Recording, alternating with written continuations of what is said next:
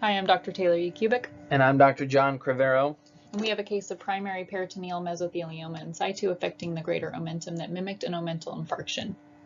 Malignant peritoneal mesothelioma, or MPM, is a rare and aggressive tumor that portends a poor prognosis. It poses a diagnostic dilemma due to the nonspecific clinical and radiographic findings. We present a case of a 71-year-old Caucasian male who had a history of IBS, trigeminal neuralgia, BPH, open-angle glaucoma, and gout, who presented to the hospital complaining of abdominal distension, abdominal pain, and decreased appetite for 2 months.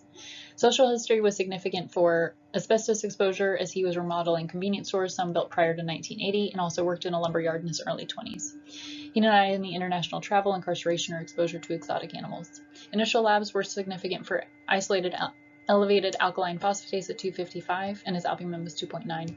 White blood cell count was normal with an elevated absolute monocyte count. Peritoneal fluid analysis showed a SAAG of less than 1.1, and cytology showed reactive mesothelial cells with no malignant cells present. He had a quantiferon gold additionally that was negative.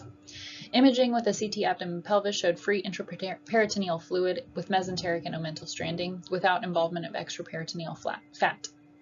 He also had a CTA chest from a few weeks prior that was negative for PE and showed a small right pleural effusion with a reticular opacity and mild tree and bud nodularity. He was seen by GI and had an EGD that showed a Schottky's ring with no other abnormalities, and he had a colonoscopy earlier in the same year that showed diverticulosis and 5 polyps.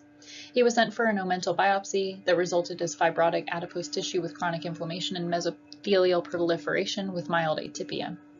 He was discharged from the hospital and sent for outpatient follow-up, and ultimately was seen in the surgical oncology clinic and underwent a diagnostic laparoscopy that showed peritoneal studding with multiple small masses in the omentum concerning for carcinomatosis.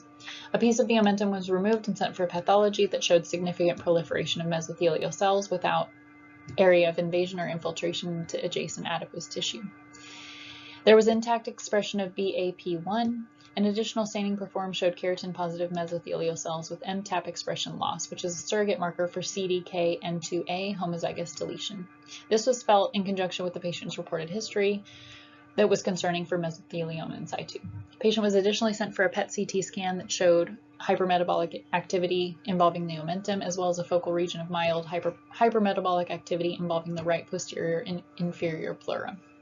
He was sent for a pleural biopsy that showed scant fibroadipose tissue that was non-diagnostic.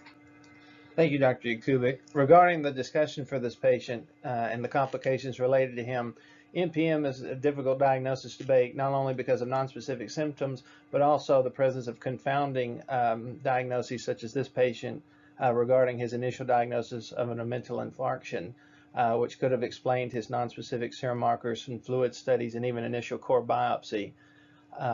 In regard to the diagnostic workup of MPM, there are, to date, no routine labs that can establish this diagnosis. Imaging studies and other fluid studies from the abdomen are often nonspecific and cannot distinguish MPM from other malignant tumors.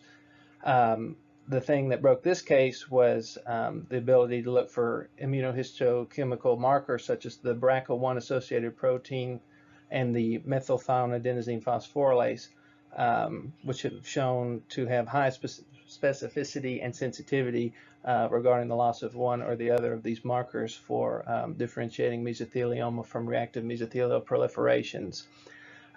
So for time's sake and in summary, we recommend early surgical consultation if MPM is suspected in order to get biopsy for immunohistochemical staining. I appreciate your time and consideration of this case and hope you find it enjoyable.